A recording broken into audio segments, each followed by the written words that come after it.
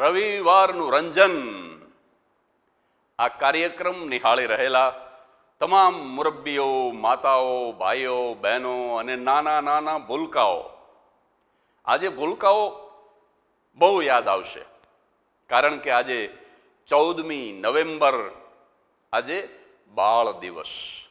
એટલે નાના નાના ભૂલકાઓ તમામને આપના મિત્ર જગદીશ ત્રિવેદીના સહર્ષ નમસ્કાર.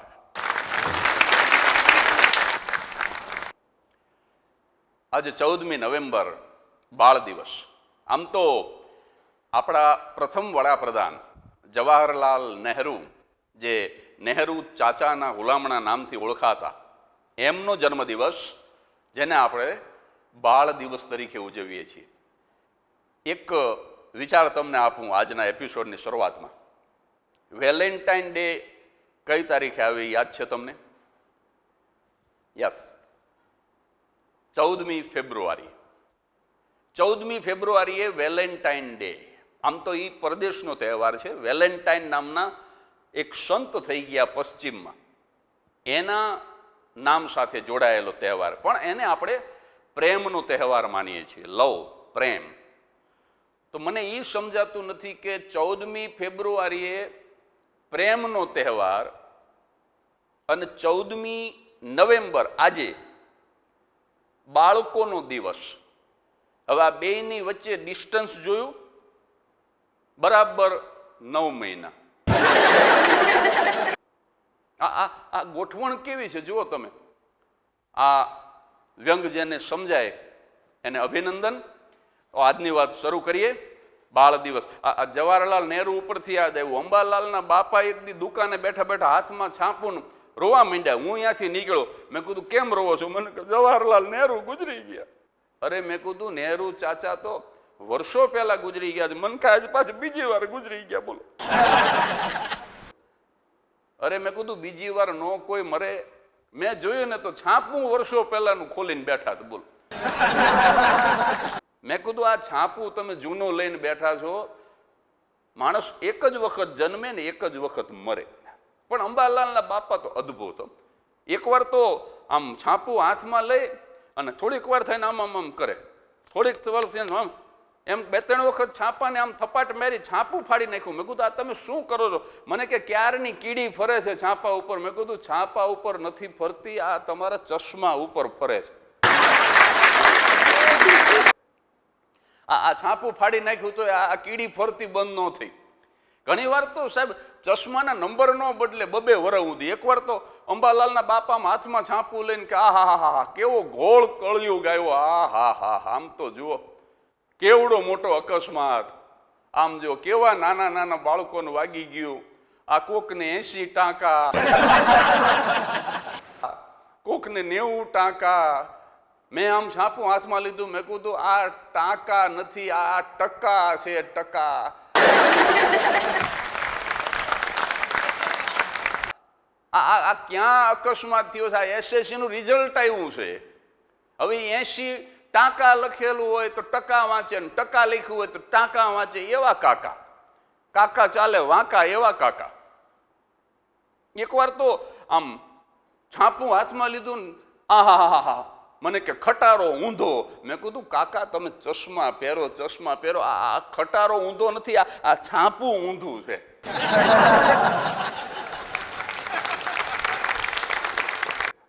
આ છાપું સીધું કરો ને તો ખટારો સીધો થાય. છાપું તો ખરેખર અદ્ભુત છે. ફૂટપાથ पे सो जाता है अखबार बिछा कर, फुटपाथ पे सो जाता है अखबार बिछा कर, मजदूर कभी नींद की गोली नहीं खाता. સ્વર્ગસ્થ અલબેલા ખત્રીએ મને આ શેર આપેલો, અને એની અંદર એક શેર વિનમ્રતાથી મેં મારો ઉમેર્યો કે રોટી કે પીછે દોડતા રહેતા હૈ રાત તક. સવારથી સાંજ સુધી 2 ટંકની રોટી માટે જે મજદૂર દોડતો હોય, શ્રમ કરતો હોય, રોટી કે પીછે દોડતા રહેતા હૈ રાત તક, મજદૂર કભી શામ કો ચલને નહીં જાતા. એને પછી મોર્નિંગ વોક કે ઇવનિંગ વોક ન લેવું પડે. અંબાલાલ સુરત રેલવે સ્ટેશન ઉતરો ને ભૂખ એવી લાગેલી તો તરત જ રેલવે સ્ટેશનેથી જ ભજીયા લીધા. ઓલાએ છાપાની પસ્તીમાં 250 ગ્રામ ભજીયા ને ભેગી ચટણી નાખી દીધી. તે અંબાલાલે આમ બાકડો જે હતો રેલવે સ્ટેશને એ બાકડા ઉપર આમ એ છાપું પાથરું, અંદર ભજીયા, અને આમ એક ભજીયું તોડી અને જ્યાં આમ આમ આમ ચટણી લીધી, ચટણી લીધી ને એમાં નીચે સમાચાર દેખાણા ને સમાચારમાં લખ્યું હતું કે સુરતમાં ભજીયા ખાતા ઝાડા ઉલટી. તે તરત જ પાછું એ જ ભજીયાથી આમ આમ ચટણી હતી એમને એમ કરી નાખી, સમાચાર ઢાંકી દીધા. એ કે ચટણી નથી ખાવી, બાકી ભજીયા તો ખાવા જ છે. તમે જુઓ, માણાને સાહેબ રૂપિયા ગુમાવા પોહાય એમ જ નથી. ઈ કે હવે એ વાંચવું નથી, બાકી આ ઉપાડી જાઓ 250 ગ્રામ. જીવતરનો થાક માણસને એવો લાગ્યો છે અને છતાંય માણસ દોડ્યા જ કરે છે. અને આ થાક શબ્દ ઉપરથી યાદ આવ્યું, સાહેબ જીવતરનો થાક ઉતારી દે ને એ કથા, થાકનું ઊંધું કથા, જે જીવતરનો થાક ઉતારી દે. એક ગોર બાપાને મેં કીધું, મારે સત્યનારાયણની કથા વંચાવી, કેટલો ખર્ચ થાય? બાપા મને કે 51 વાળી વંચાવી કે 101 વાળી? મેં કીધું આમાંય 2 ભાવ. મને કે કલાકાર જમાના પ્રમાણે બધું કરવું પડે. મને કે તમે ઝપટ બોલાવો, જલ્દી બોલો, 51 વાળી વંચાવી કે 101 વાળી? મેં કીધું બાપા બેમાં ફેર શું? મને કે 51 વાળી વંચાવશો ને તો એમાં કલાવતી આવશે, પણ લીલાવતી ઠેઠ સુધી નહીં આવે. મને કે 51 વાળીમાં સાધુ નામનો વાણિયો આવશે, પણ કઠિયારો ક્યાંય નહીં આવે. 101 આપો ને તો મને કે બધાય રાજી થઈને આવે. હવે તમે જુઓ તો ખરા, આ બધું સમય કેવો પરિવર્તન લાવી દે મારા ને તમારા જીવનની અંદર. હમણાં એક ભાઈ સત્યનારાયણની કથા સાંભળવા ગયો ને એમાં શીરાનો પ્રસાદ ફરજિયાત હોય ને લોકો લગભગ એની રાહે જ બેઠા હોય. તો આમ શીરો આવ્યો ભાઈ ચોખા ઘીનો, અંદર કાજુ ને બદામ ને, મોઢામાં પાણી આવ્યું. એને એમ થયું કે બીજી વખત ઝપટ કરી લેવાય. તે આમ જમણો હાથ પાછળ જવા દીધો અને ડાબો લાંબો કર્યો, પણ નસીબનો નબળો એવો તે સામે શીરો ખૂટી ગયો ને પાછળ કૂતરું ઝપટ કરીને જતું રહ્યું.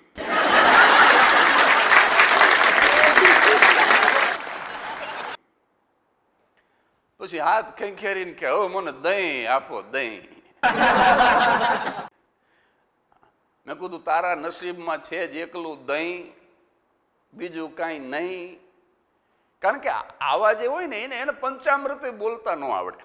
અને આ તો સત્યનારાયણની કથાની વાત કરી, પણ મોટી કથાઓમાં પણ ઘણી વખત એવી રમૂજ થાય સાહેબ. એક કથાકાર આમ કથા કરતા હતા ભાગવત, અને એમાં એવી કથા આવે છે કે કેવા કર્મ કરીએ ને તો પછી આવતા જન્મમાં કેવા કેવા અવતાર આવે. એની વાત બાપજી સમજાવતા હતા શ્રોતાઓને. એમાં અંબાલાલને શું આ લાગી આવ્યું, તે બધા વચ્ચે ચાલુ કથા ઊભો થઈ ગયો ને 2 હાથ જોડીને કે મારે એક સવાલ કરવો છે. કથાકાર કે બોલો. તો કે આવતા જન્મમાં મને ગધેડાનો અવતાર તો નહીં આવે ને? કથાકાર કે એકનો એક અવતાર વારંવાર નો આવે, હેઠે બેસી જા. અને પાછું બેહી ગયો ભાઈ, એના બુદ્ધિ નહીં કે આ શું કહેવા માંગે. એકવાર એક ગામની અંદર આવી જ રીતે સરસ મજાની કથા ચાલતી હતી ને એમાં જે મોટી એક દુકાન હતી ઊંચા ઓટલા વાળી, એ દુકાનદારના બાપા લગભગ 70-72 વર્ષના, એ કથામાં જાય. આમ તો જો કે હાવ સાંભળવાનું બંધ થઈ જાય ને પછી માણસ કથામાં જાય. બોલો, તમારા કાન બરાબર કામ કરતા હોય, તમારી આંખ બરાબર કામ કરતી હોય, તમારા હાથ પગ, તમારું મગજ બરાબર કામ કરતું હોય, એ વખતે તમે કથા સાંભળી લ્યો ને તો એની મજા. હવે તમને સંભળાતું નથી ત્યારે તમે સાંભળવા જાઓ, એમાં શું સંભળાય અને શું સમજાય? એટલે 70-72 વર્ષના કાકા હાવ ઉતરી ગયેલા ઈ પાછા કથામાં જાય, દુકાનદારના બાપા. અને બન્યું એવું કે બાપા કથામાં ગયેલા ને થોડીક ગ્રાહકી વધી ગઈ, ગ્રાહકો વધી ગયા.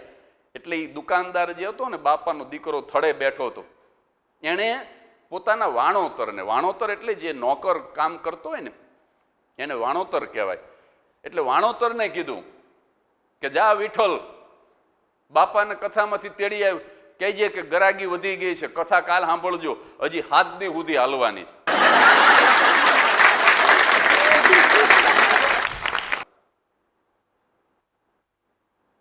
વાણોતર તો પંખા વગરની સાયકલને ઉપડ્યો પેડલ મારતો, અને અહીંયા ઘોડી ચડાવી કથા મંડપની બાજુમાં. મંડપમાં જઈને બાપાને ગોઈતા, બાપાનું બાવડું ઝાલ્યું, ઊભા કરીને લઈ આવ્યો, કાનમાં કીધું કે ગરાક બહુ વધી ગયા છે, શેઠ એમ કહે છે કે બાપાને લઈ આવ્યો. બાપા કે હાલો, ગરાક આવ્યો હોય તો પછી આપણે કથા સાંભળવાની જરૂર જ શું છે? અમુક તો ગ્રાહક આવે એના માટે થઈને સાંભળતા હોય. આપણે મંદિર જઈએ તો ગ્રાહકો આવે, આપણે માળા ફેરવી તો ગ્રાહકો આવે, આપણે કથા સાંભળી તો ગ્રાહકો આવે. સાહેબ, આ પર્પઝ ન હોઈ શકે ધાર્મિક કાર્યોનો. એટલે બાપા તરત જ હાલતા થઈ ગયા, સાયકલ પાછળ બેસી ગયા, પાછા મારતી સાયકલે વાણોતર બાપાને લઈ આવ્યો અને દુકાને આવીને ઘોડી ચડાવી. પણ એ આમ કથા મંડપમાં ગયો અને બાપાને લઈને બહાર નીકળ્યો ને એટલી વારમાં કથાકારના શ્રી મુખેથી એક વાક્ય વાણોતરના કાનમાં પડ્યું કે ગાયના રૂવાડે રૂવાડે ઈશ્વરનો વાસ છે. ગાયના રૂવાડે રૂવાડે. સાહેબ તમે જુઓ, એક જ પ્રાણી એવું છે કે જેના મળમૂત્ર પણ પવિત્ર છે. ગાય સિવાય દુનિયાનું એક પણ પ્રાણી એવું નથી, એક પણ જીવ એવો નથી કે જેના મળમૂત્ર પણ પવિત્ર હોય. ગાય કેવળ અને કેવળ એક જ જીવ, એક જ પ્રાણી એવું છે કે જેના મળમૂત્ર પણ પવિત્ર છે. અને એટલે ભગવાન શ્રી કૃષ્ણએ ગાયોને ચરાવી છે. એટલે વાણોતરના કાને વાક્ય પડ્યું કે ગાયના રૂવાડે રૂવાડે ઈશ્વરનો વાસ છે. આટલું સાંભળી ગયું અભણ માણા, નાનો માણા, નોકર. અને બાપાને લઈને આવ્યો ને દુકાને જ્યાં બાપાને ઉતાર્યા ને હજી આમ ઘોડી ચડાવે ને બાપા હાથમાં લાકડી અને હજી આમ દુકાન બાજુ ચાલવા જાય, એમાં બાપાનું ધ્યાન ગયું ક્યાંકથી ફરતી ફરતી એક ગાય આવી અને બાજરાની જે ગુણ હતી એની અંદર ગાયે મોઢું નાખ્યું. એ 72 વર્ષના બાપાએ જોયું અને બાપામાં જે શક્તિનો સંચાર થયો હતો, 72 માંથી 22 વર્ષના હોય ને એવા થઈ ગયા ને આમ દોડવા માંડ્યા અને હાથમાં જે લાકડી હતી ને એ લાકડીએ ગાયને મારવા માંડ્યા. અને વાણોતરે આમ સાયકલ ને ઘોડી ચડાવીને જ્યાં ધ્યાન ગયું, વાણોતર દોડ્યો, બાપાનું બાવડું પકડી લીધું. એ કે હા હા હા બાપા, હજી હમણાં આપણે કથામાં સાંભળ્યું, હજી 5 મિનિટ પહેલા સાંભળ્યું કે ગાયના રૂવાડે રૂવાડે ઈશ્વરનો વાસ છે. અને તમે આ ગાયને મારવા માંડ્યા. અને ત્યારે 72 વર્ષના બાપા એક જ વાક્ય બોલ્યા કે બસ એટલી વારમાં પલળી ગયો.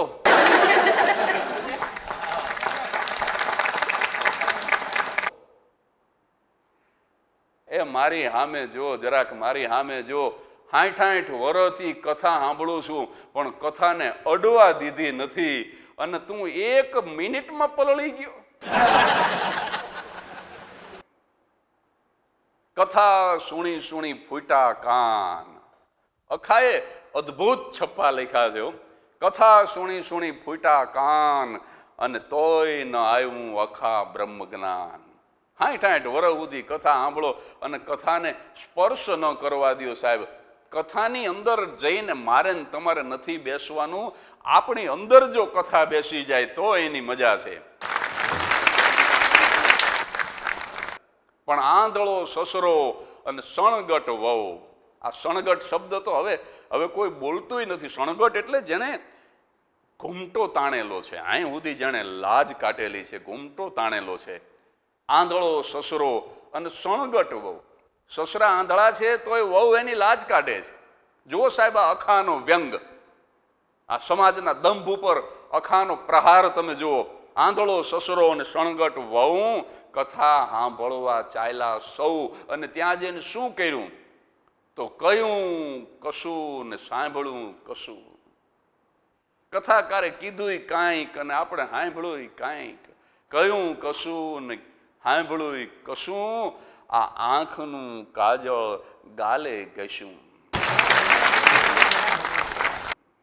કથાની અંદર તમને જો મજા ન આવે તો એનો કોઈ અર્થ નથી સાહેબ. આવી જ એક આ બાપા જેવી જ એક સાસુ હતી, એને કથાને કાંઈ લાગે વળગે નહીં, એને ધર્મ ધ્યાનને કાંઈ લાગે વળગે નહીં. પણ વહુ છે ને એ સંસ્કારી મા બાપની દીકરી, નાનપણથી કથા સાંભળતી હોય, નાનપણથી ધર્મ ધ્યાન કરતી હોય, પૂજા પાઠ કરતી હોય, એવી પવિત્ર દીકરી, એના કંઈક ગત જન્મના સાસુના પુણ્ય હશે, તે એવી સુલક્ષણા વહુ આવી.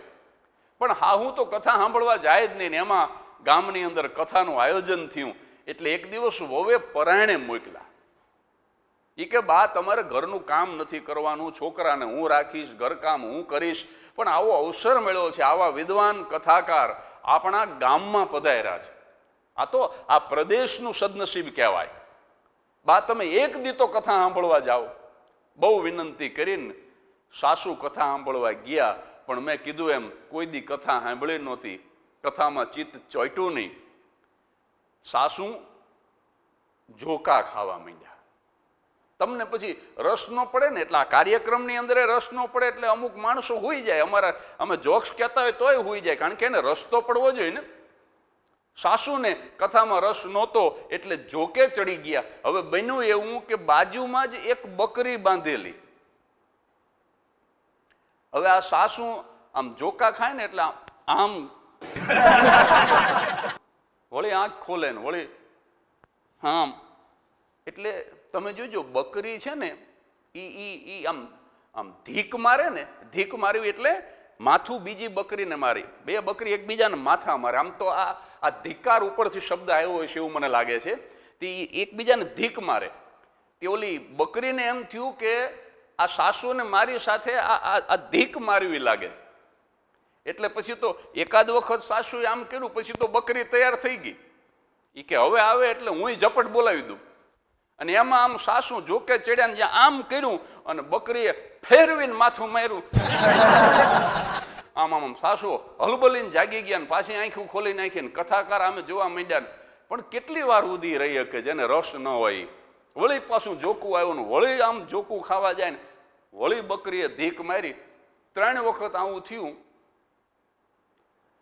લીંબુ જેવડા જેવડા કપાળની અંદર સાસુને 3 ઢીમળા, જેને ઢીમચા પણ કહે છે લોકો, 3 ઢીમચા થઈ ગયા. કથા પૂરી થઈ, સાસુ ઘરે આવ્યા એટલે હવે પહેલો પ્રશ્ન કર્યો કે બા હાવ સાચું કહેજો, કથાકાર બાપજીના વેણ કેવા લાગ્યા? અને ત્યારે સાસુએ કીધું કે બાપજીના વેણ બહુ આકરાઓ, આમ જો કપાળમાં લીંબુ જેવડા જેવડા ઢીમચા કરી નાખ્યા, બહુ આકરા વેણ કથાકારના. કથાકારના વેણ આકરા નહોતા, પણ બકરી માથું મારીને જતી રહી, સાસુને ખબર નહોતી સાહેબ. અને આ બકરીની વાત નીકળી છે ને એટલે એક જ મિનિટમાં એક વાત કહી અને આજનો એપિસોડ પૂરો કરું. બકરી ઉપરથી યાદ આવ્યું, એક સરકારી રોડ બન્યો અને એમાં 2 સરકારી એન્જિનિયર કોન્ટ્રાક્ટર એણે ટેન્ડર ભરેલું.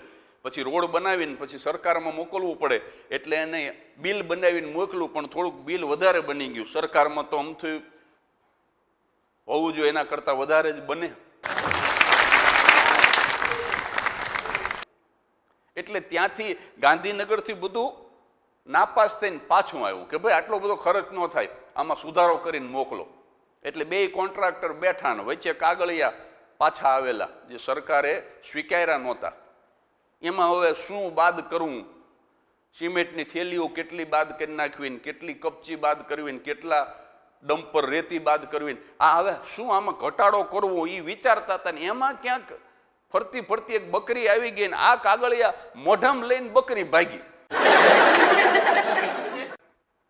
હવે આગળ બકરી ને પાછળ આ 2 સરકારી કોન્ટ્રાક્ટર ને બકરી નેહડામાં જતી રહી. નેહડો એટલે જ્યાં માલધારીઓ રહેતા હોય, જ્યાં પશુપાલકો રહેતા હોય એવા પોતાના નેહડામાં બકરી જતી રહી. આ 2 કોન્ટ્રાક્ટર અદોદરા મોટી ફાંદને,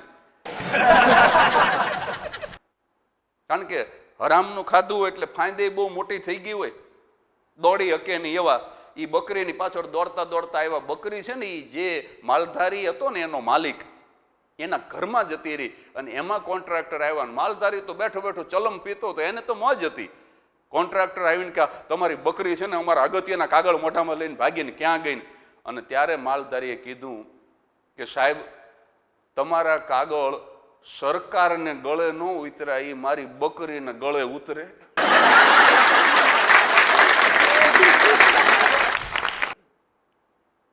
જો આંબા સામે એને મોઢામાંથી કાઢી નાખ્યા, બધા કાગળ પડ્યા છે, એ લઈને તમ તાર નીકળો, તમારે જે સુધારા વધારા કરવા એ કરજો, બાકી તમારા હિસાબ અને આ તમારા ગોટાળા સરકારના ગળે ન ઉતરે ને એ મારી બકરીને ગળે ન ઉતરે. જાળવી જાણ્યું કથાકારે કથાના હાર્દને, જ્યાં મજા આવી ખરી કે ત્યાં જ ટૂંકાવી ગયો, અને ન કંટાળી જશો જીવન સભાના પ્રિય શ્રોતાઓ. કથા પૂરી થઈ. ન કંટાળી જશો જીવન સભાના પ્રિય શ્રોતાઓ, ઉઠી જઉં છું હું પોતે, કથા પૂરી થવા આવી, કથા પૂરી થવા આવી.